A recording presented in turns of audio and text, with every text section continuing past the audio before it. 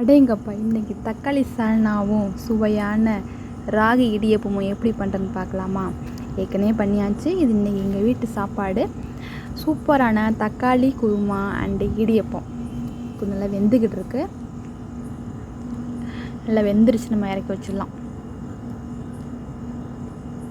இதோட நீங்கள் சேர்த்து சாப்பிட்டு பாருங்களேன், சும்மா சூப்பராக இருக்கும், வேறு லெவலில் இருக்கும். நீங்கள் இடியப்பத்துக்கு என்ன நீங்கள் சாப்பிடுவீங்கன்னு எனக்கு கமெண்டில் சொல்லுங்கள்.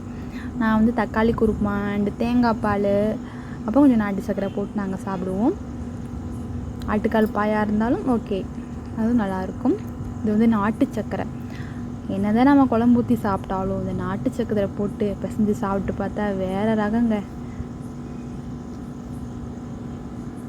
நல்லா பிசைஞ்சிட்டு நாட்டு சர்க்கரையை போட்டு நல்லா இது போல் நல்லா பிசைஞ்சிட்டு இந்த மாதிரி இடியப்பத்தை, ராகி இடியப்பத்தை இந்த மாதிரி சாப்பிட்டு பாருங்கள், சூப்பராக இருக்கும். தேங்க்யூ.